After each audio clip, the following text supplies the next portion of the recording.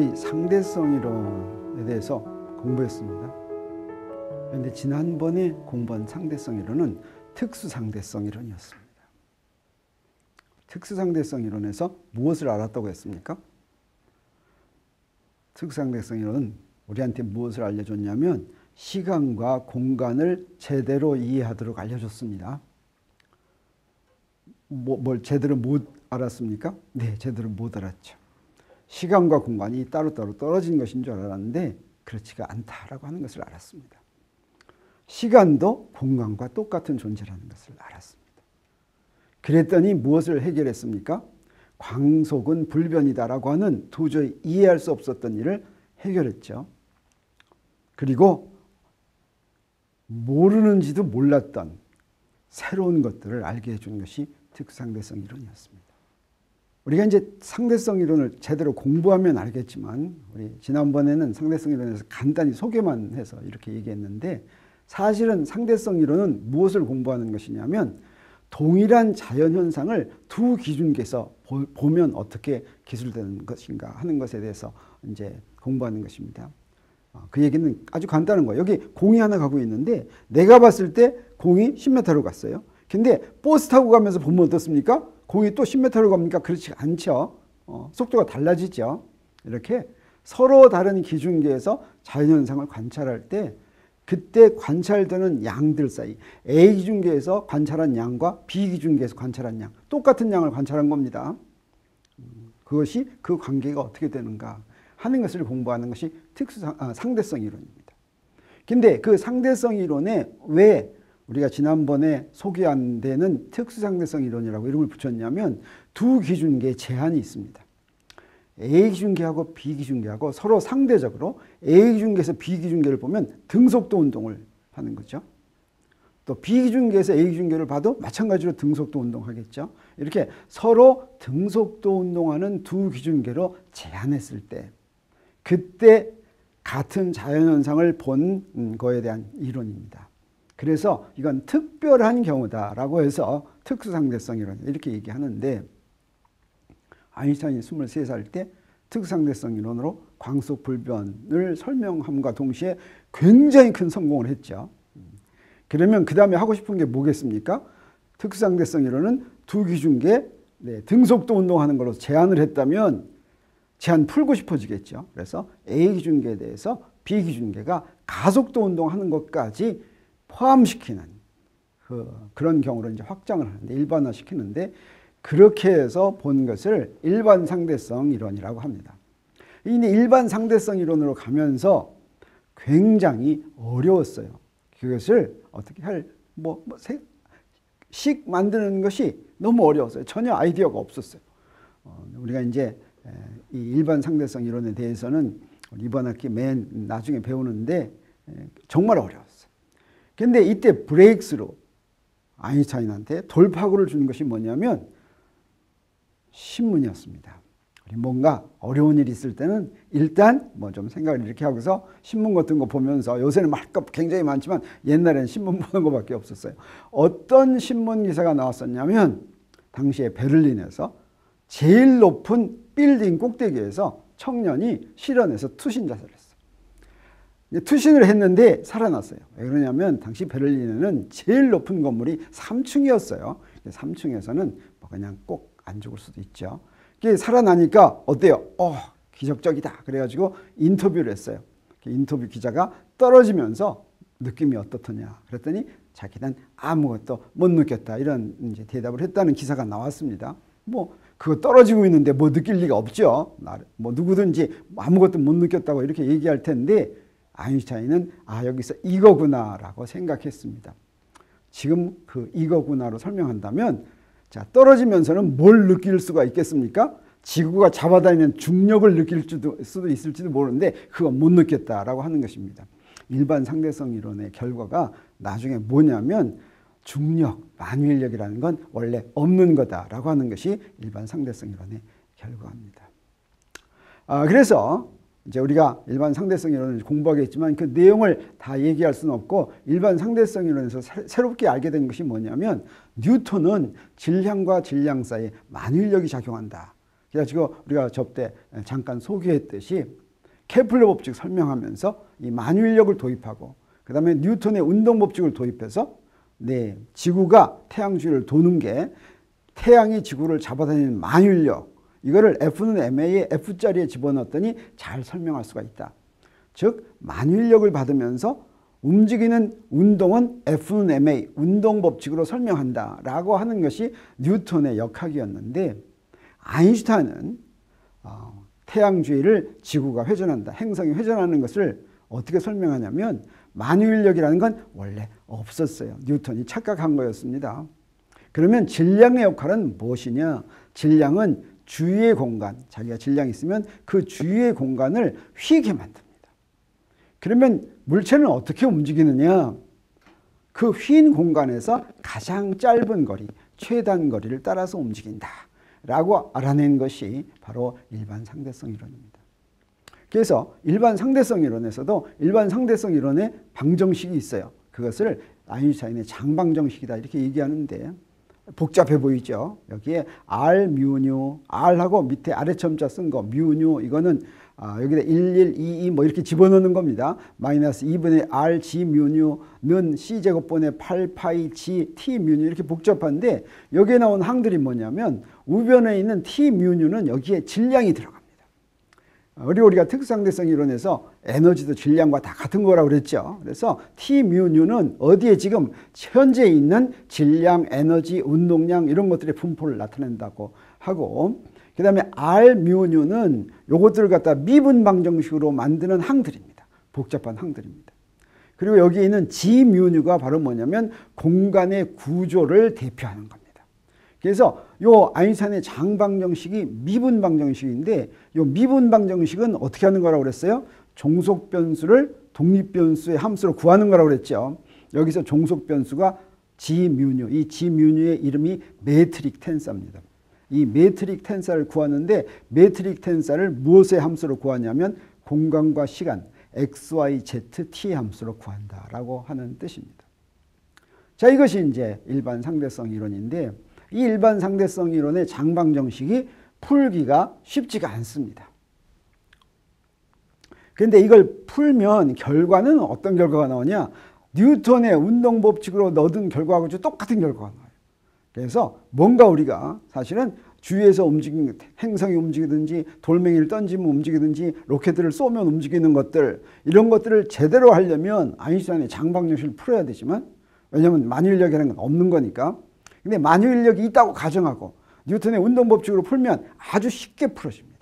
아인슈타인의 장방정식은 엄청 풀기가 어려워요. 그거 푸는 사람은 바보예요. 그냥 뉴턴의 운동법칙으로 풀면 돼요.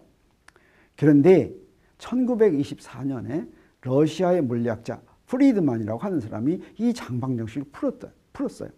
그랬더니 어떤 풀이를 얻었냐면, 우주가, 이 공간이 시간이 지나면서 점점 커진다, 팽창한다는 풀이를 얻었습니다.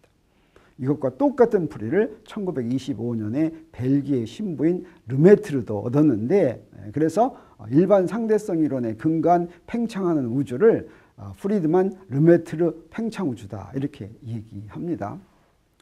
그렇지만 그게 좀 뭐예요? 우주가 팽창한다는 게 도대체 무슨 말인지 알 수가 없으니까 사실은 1940년대에 이런 일반 상대성 이론의 결과를 보고서 팽창 우주론을 주장하는 사람들도 있었고 그렇지는 않다.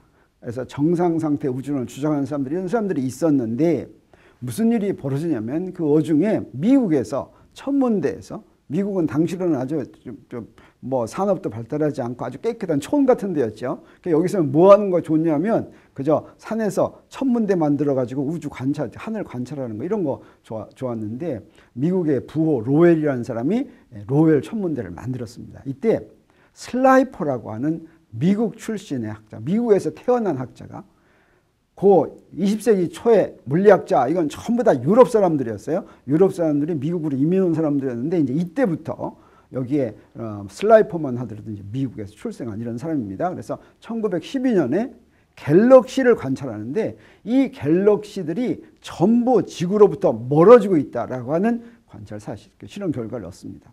그러니까 모든 갤럭시가 지구에서부터 멀어지고 있으면 어떤 생각이 드냐면, 지구가 중심인 것 같다는 이런 생각이 듭니다.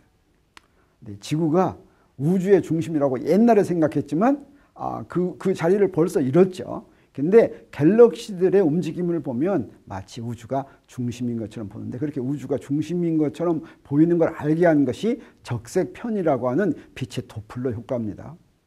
그리고 또 무슨 일이 벌어지냐면 허블, 똑같이 미국의 윌슨 산 천문대에서 허블이 또 천문대에서 관찰해가지고 무엇을 비교하냐면 갤럭시까지의 거리를 측정할 수 있는 방법을 찾아냅니다. 그게 변광성이라고 하는 주기적으로 빛을 바꾸는 별이 어떤 갤럭시에 있으면 그거 가지고 이제 거리를 알아내는데, 자, 그것에 대해서는 나중에 자세히 배우겠지만 어떤 중요한 결과를 얻냐면 1929년에 허블의 법칙을 발견하는데, 허블의 법칙은 갤럭시들이 멀어지고 있는데 그 멀어지고 있는 속도가 갤럭시까지의 거리에 비례한다라고 하는 겁니다. 그래서 여기서 10만큼 있는 데에서 10으로 멀어지면 20만큼 더 먼 데에서는 20만큼 더 빨리 멀어진다고 하는 거예요. 멀면 멀수록 더 빨리 멀어진다라고 하는 것은, 이것은 어떤 역학적인 힘을 받아서 멀어지는 거로는 이런 일은 절대 있을 수가 없고, 이것은 우주 전체가 팽창한다는 이런 증거가 되는 것입니다. 그래서 슬라이퍼가 관찰한 것만 가지고는 지구가 마치 우주의 가운데 있는 것처럼 보였는데, 허블의 법칙은 지구가 가운데 있을 뿐 아니라 우주가 전부 다 팽창한다는 이런 결과를 주는 것입니다. 그러면 우주가 점점점 커진다면 무슨 일이 벌어지겠습니까? 앞으로 가면, 미래로 가면 더 커지겠지만 과거로 가면 어떻게 되겠어요? 점점 작아지겠죠. 그래서 아주 부피가 0이 되는 때까지 있겠죠. 그 부피가 0이 될 때까지 그 우주가 팽창하는 속도가 일정하다면 그때까지의 시간을 이제 알아낼 수가 있는데, 그 뭘로 알아낼 수 있냐면 허블의 법칙의 비례상수, 허블의 법칙에서 그 비례상수를 허블 상수라고 하는데, 이 허블 상수 가지고 알아낼 수가 있는데, 당시에 관찰한 허블 상수로 우주의 나이, 우주가 부피가 0이 됐을 때를 계산해 봤더니 형편없이 짧았습니다.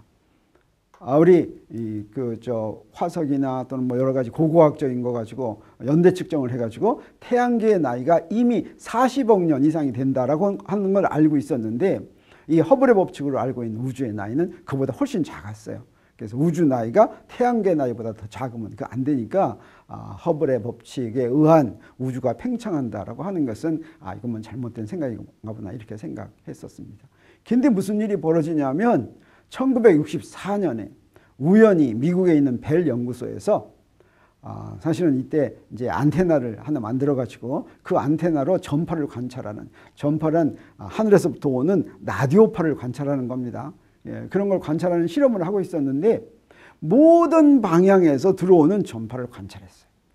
아주 이상했습니다. 근데 이걸 분석해 봤더니 어떤 전파냐면 마치 절대 온도로 2.7도짜리의 물체에서 나오는 흑체 복사 같은 그런 것이다 라고 하는 것을 알았는데, 이것이 나중에 알고 보니까 만약에 대폭발 이론이 맞다면 이 대폭발 이론은 이제 이론으로 만들어진 거예요.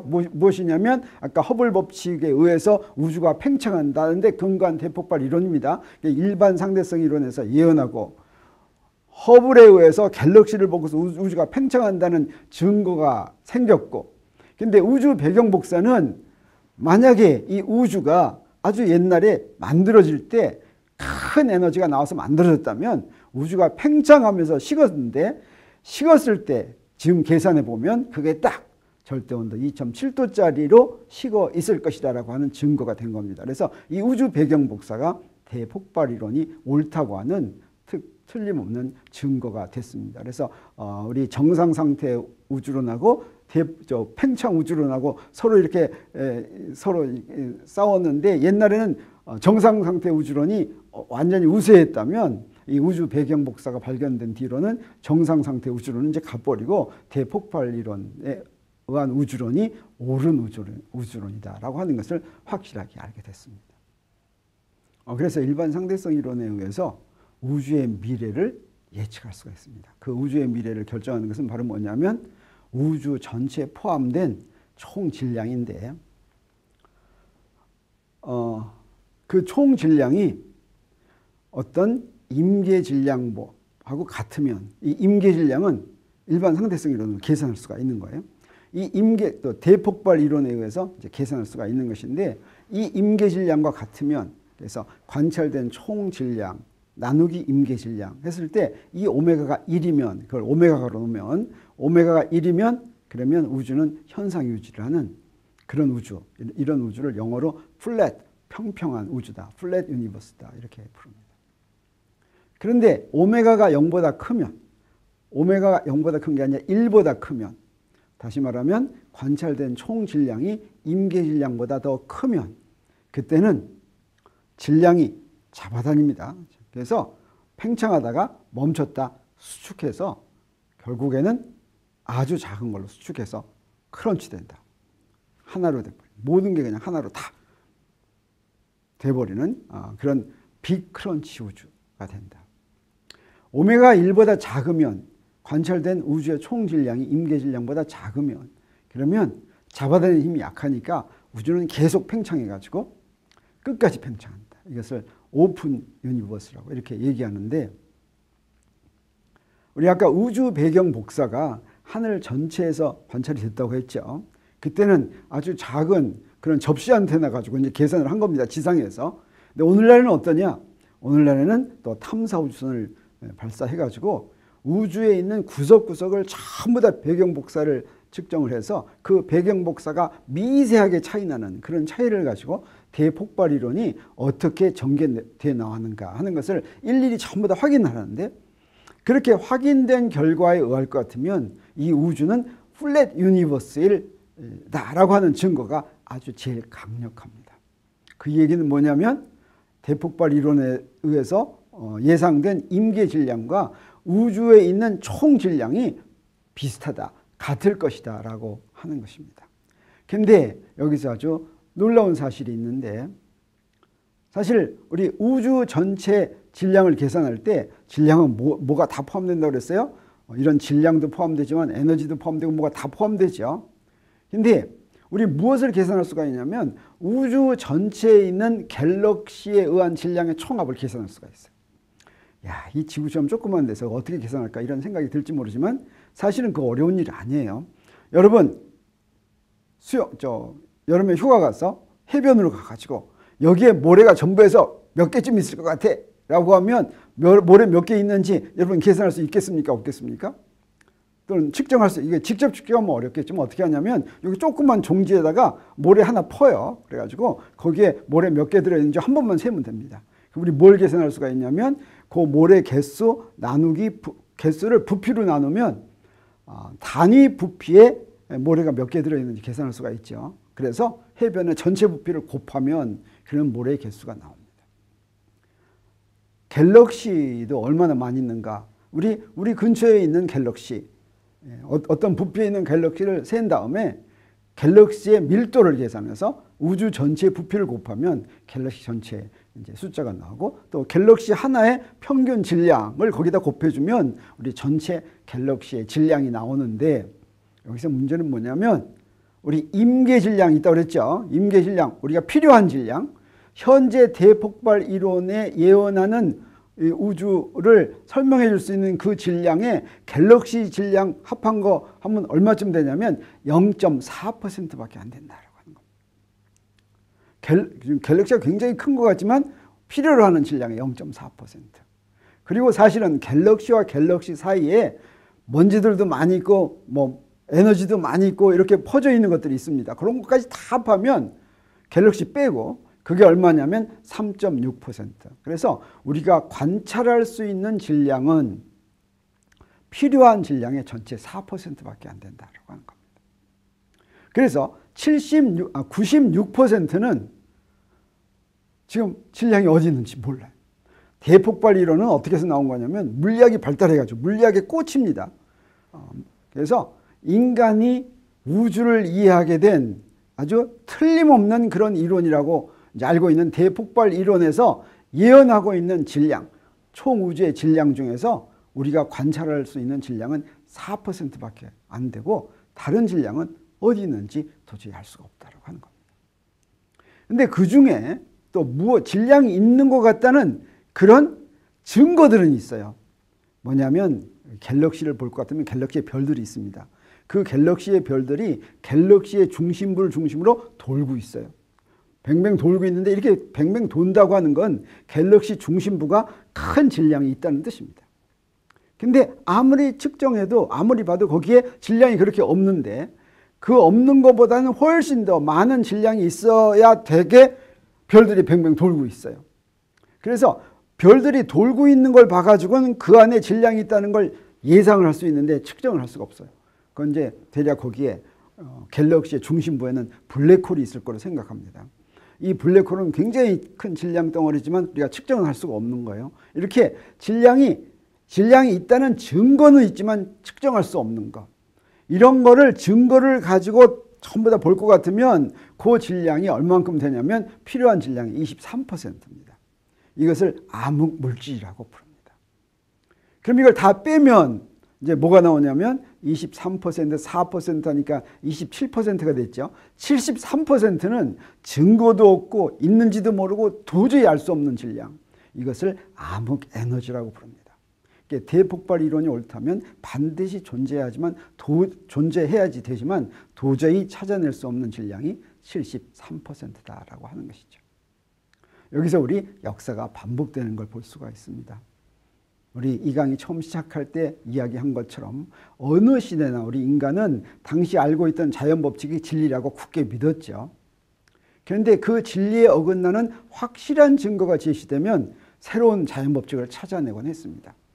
그러면 그 새로운 자연 법칙은 그 증거만 해결할 뿐 아니라 있는지조차 몰랐던 문제까지 해결하고 우리의 자연에 대한 이해를 한 단계 높여줬죠. 그런 것들이 BC 3세기, 17세기, 20세기에 있었습니다. 그래서 BC 3세기에는 어땠습니까? 네, 신이 좌지우지한다고 했던 것을 그리스 시대의 천상법칙과 지상법칙을 발견했죠. 17세기에는 어땠습니까? 행성들도 완벽한 운동을 해야 된다고 믿었기 때문에 지동설을 제안하고서 그걸 해결하는 과정에서 뉴턴 역학이 등장했죠. 이 뉴턴 역학은 그 문제만 해결했을 뿐 아니라 지상, 천상 할 것 없이 모든 자연현상을 설명하는 기본 법칙이다라고 믿었죠. 그런데 20세기는 어땠습니까? 이 뉴턴 역학으로 설명할 수 없는 광속운, 불변 뭐 이런 일들이 벌어졌죠. 그리고 미시세계에서 일어난 일들은 당시 알고 있던 물리학으로 도저히 설명할 수가 없었습니다. 이것들을 해결한 것이 뭐냐면 상대성 이론과 양자역학이었습니다. 근데 이것은 그것만 해결했을 뿐 아니라 우리 알고 있지 못했던 뭐 질량과 에너지는 같다든가 그 다음에 우주론이라든가 이런 것들을 저절로 알게 해줬죠. 상대성 이론이 특상대성 이론에서 일반 상대성 이론으로 가면서 그것이 저절로 우주론이 된 것을 우리 안 것입니다. 바로 그것이 바로 그렇게 이야기하는 것이 우주론을 연구하다 하는 게 아니라 물리학이 신이 좌지우지했다는 데서부터 한 단계 한 단계 가면서 우주론에까지 저절로 도달했다라고 이야기하는 것입니다. 오늘날 어떻습니까? 물리학은 미시세계에서 우주 전체까지 모두 설명한다고 지금 믿고 있죠. 그런데 오늘날 물리학에 의해 도달한 대폭발 이론이 제시하는 우주 전체의 임계 질량을 도저히 설명 못하는 그런 암흑물질과 암흑에너지의 존재가 있습니다. 자, 이렇게 지금 우리가 알고 있는 이론으로 도저히 설명할 수 없는 것들이 나오면 어떻습니까? 어떻습니까? 물리학자들은 여기에 이제 도주원 의식을 느낍니다. 자, 이게 해결되면 어떨 거라고 우리 예상할 수가 있겠습니까? 지금까지 역사가 반복된 경험에 의할 것 같으면 이런 암흑물질과 암흑에너지를 제대로 설명할 수 있는 것은 오늘날 우리가 알고 있는 이론 체계 안에서는 설명 못합니다. 자, 설명할 수 있는 그런 이론 체계를 다시 찾아낸다면 그러면 또 어쩌면 우리 존재에 대한 물질 세계뿐 아니라 우리 존재에 대한 좀 더 폭넓은 그런 이해로 인도하게 될지도 모르겠습니다. 그래서 물리학이 다 끝났다고 생각되는 그때 21세기 이때 또다시 우리가 뭔가 찾아야 될 그런 도전 의식을 느끼는데 어디서 그런 것들이 찾아낼지는 아직 감을 제대로 못 잡고 있습니다. 네, 만약에 여러분들이 이제 어린 학생이라면 여러분 시대 이런 문제가 해결되지 않을까 하는 그런 생각이 듭니다.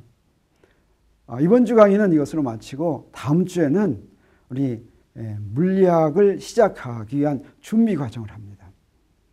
그래서 물리학은 수학으로 다룬다고 그랬죠. 그래서 그렇게 수학적으로 다루기 위해서 우리 미리 알아야 될 것들을 이제 준비하는 것으로 다음 한 주를 보내고, 그다음에 뉴턴의 운동 법칙은 그 다음 주에 우리가 공부하게 됩니다. 이번 주는 이것으로 마치도록 하겠습니다.